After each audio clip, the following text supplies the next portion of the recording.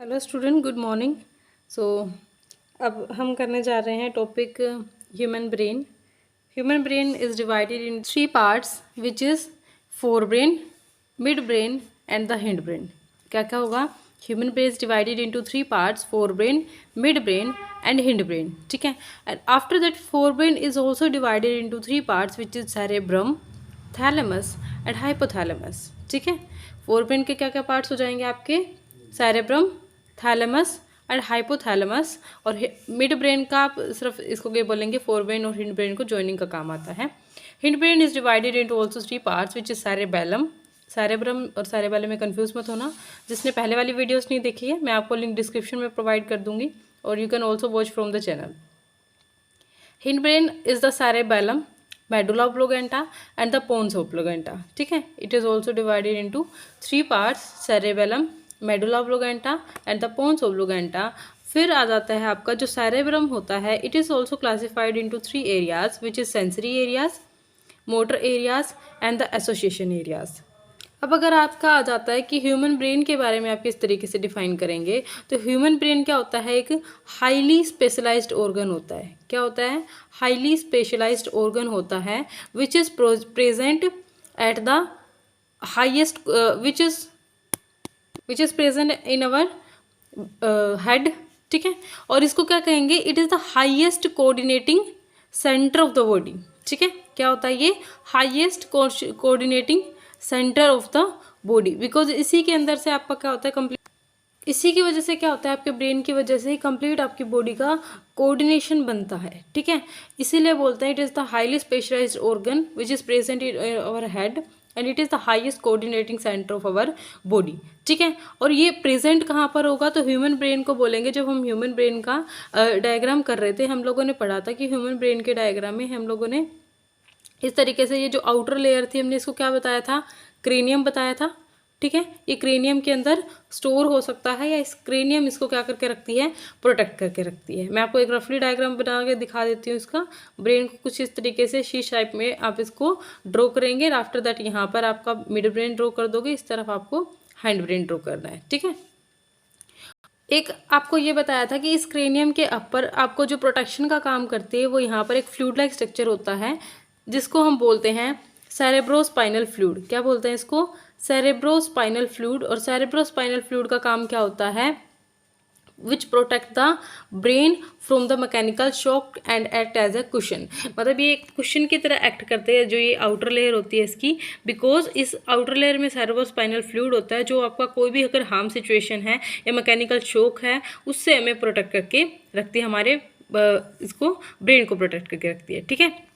उसके बाद आ जाते हैं हम फोर ब्रेन पर। फोर ब्रेन का मैंने बताया था cerebrum is the largest part of brain, और इसको क्या याद रखोगे कि cerebrum is the main thinking part of your brain. ठीक है। अब सेरेब्रम को मैंने बोला था कि थ्री एरियाज में हम डिवाइड करेंगे which is sensory areas, motor areas and the association area. Sensory को कैसे याद रखोगे? सेंसरी में एक वर्ड आया है सेंस, आया है ना? इस सेंस से याद रखोगे जो हमारे सेंसिंग एरियाज से, ठीक है, जो हमारे सेंसिंग एरिया से क्या रिसीव करेगी? आपकी इम्पल्सेस को रिसीव करेगी। ठीक है। सेंसिंग एरियाज क्या होते हैं? हमारे रिसेप्टर्स होते हैं। ठीक है। अब उन रिसेप्टर से रिसीव करने का, इम्पल्स को रिसीव करने का काम किसका है? सेंसरी एरियाज का। तो जो भी हम देखते हैं, जो भी हम सुनते हैं, जो भी हम फील करते हैं, वो किसका काम है? दैट मीन्स वहाँ पर sensory area of your brain which is fore brain का पार्ट हो गया सेरेब्रम का। ठीक है। अब आ जाता है आपका मोटर एरियाज। तो ये क्या करता है? मोटर एरिया, जैसे मोटर का काम क्या होता है? आपके घर में मोटर होती हैं, मोटर का काम होता है किसी भी चीज़ को ट्रांसपोर्ट करने का काम करती है, राइट? तो ये इम्पल्स को सेंड करती हैं टू द वेरियस ऑर्गन्स। ठीक है। जितने भी ऑर्गन्स होते हैं उनके पास, उनको क्या करती है? इनको केमिकल इम्पल्सेस को ट्रांसपोर्ट करती है। और हमारी बॉडी के जो वॉलंटरी एक्शन होते हैं ना, वॉलंटरी मैंने आपको क्या बताया था? वॉलंटरी नेचर होता है जो आप अपनी मर्जी से करते हो, मतलब जिसमें आपके ब्रेन का इन्वॉल्वमेंट होता है। वॉलंटरी एक्शंस को कंट्रोल करने का काम भी कौन करती है? आपका मोटर सेरेब्रम का कौन सा पार्ट? Motor areas. अब उसके बाद ये सारी हो गया है, सेंसरी एरियाज ने सेंस कर लिया है, मोटर एरियाज ने इम्पल्स को सेंड कर दिया है। अब एसोसिएशन एरिया का काम क्या होता है? एसोसिएशन एरिया का फंक्शन होता है आपकी बॉडी के अंदर कि ये क्या होता है? जो भी आपने पास्ट में एक्सपीरियंस किया है, ठीक है, जो भी आपने पास्ट में एक्सपीरियंस किया है उसको क्या करके रखती है, ये रिकॉर्ड करके रखती है, ठीक है। मतलब एक इम्प्रेशंस को अपने अंदर रजिस्टर कर लेती है कि जितने भी पास्ट एक्सपीरियंस होंगे उसके हिसाब से इंटरप्रेट करेगी अपने आपके माइंड के अंदर, और उसके हिसाब से रिस्पॉन्स शो करती है, ठीक है। तो इसमें हम जो भी हमारी लर्निंग कैपेसिटी है, या जो भी हमारा इंटेलिजेंस है, और जो भी हमारा रीजनिंग है, वो सब किसके अंदर एसोसिएट होगा, आपका एसोसिएशन एरिया के अंदर, ठीक है। तो हमारी इंटेलिजेंस हो गया, हमारा रीजनिंग पार्ट हो गया, ठीक है, और ये सब किसके अंदर करेंगे, और जो भी हमारा लर्निंग पार्ट है, ठीक है, जो आप लर्न कर रहे हो वो भी कौन कंट्रोल कर रहा है, अभी आपका एसोसिएशन एरियाज, ठीक है। अब आ जाता है आपका थैलेमस। थैलेमस का फंक्शन होता है जो आपका फोर ब्रेन के सेंटर में प्रेजेंट होता है, उसको क्या बोलते हैं, हम थैलेमस बोलते हैं, ठीक है। अगर हम देखना चाहें तो थैलेमस लगभग यहाँ प्रेजेंट होगा आपका, ठीक है। अब इसका फंक्शन क्या होता है कि जितनी भी इंफॉर्मेशन आपकी सेरेब्रम तक पहुंचेगी वो किससे ट्रांसपोर्ट होगी, आपकी थैलेमस से ट्रांसपोर्ट होकर जाती है, ठीक है। नेक्स्ट आ जाता है हाइपोथैलेमस। जैसे इसका नेम इंडिकेट कर रहा है हाइपोथैलेमस, ये रीजन थोड़ा सा थैलेमस के नीचे प्रेजेंट होता है, और ये आपकी बॉडी की जो भी आपको भूख लगती है, ठीक है, आपको प्यास लगती है, विच इज़ हंगर, थर्स्ट, आपका ब्लड प्रेशर, ठीक है, इन सब को मेंटेन करने का काम किसका है, आपके हाइपोथैलेमस रीजन का, ठीक है। मिड ब्रेन मैंने आप लोग को बताया था कि जो क्या करता है, basically connect the fore brain and hind brain. उसके बाद आपका हाँ, एक आईज और ईयर्स का रिफ्लेक्स एक्शन को भी थोड़ा सा ही कंट्रोल करके रखती है, उसमें मतलब कंप्लीट कंट्रोल नहीं करती, बस इसमें इन्वॉल्व होता है आपका मिड ब्रेन। नेक्स्ट आ जाता है आपका हिंड ब्रेन, ठीक है। हिंड ब्रेन में हमने सबसे पहले पढ़ेंगे सेरेबेलम के बारे में। जितनी भी आपकी मस्कुलर एक्टिविटीज़ हैं, ठीक है, मस्कुलर एक्टिविटीज़ को काम कंट्रोल करने का काम किसका है, आपका सेरेबेलम का काम है, ठीक है। और इसके जो बॉडी उसके साथ साथ जो आपका बॉडी पोस्चर है, आप किस पोस्चर में आप बैठते हैं, उस पोस्चर को भी मेंटेन करने का काम किसका है, आपके सेरेबेलम का। मेडुला ऑब्लिगेंटा का काम क्या होता है, ये पोस्टीरियर पार्ट में प्रेजेंट होती है। अब मैं आपको एक बार वैसे बता देती हूँ पोस्टीरियर का मीनिंग क्या होता है। अब मान लो ये कोई सरफेस एरिया है, लेट कर लो, ठीक है, ये कोई सरफेस एरिया है। अब इस सरफेस एरिया का ये वाला जो पोर्शन है, ठीक है, फ्रंट वाला पोर्शन, ये पोर्शन होता है एंटीरियर पोर्शन। क्या होता है, ये एंटीरियर होता है।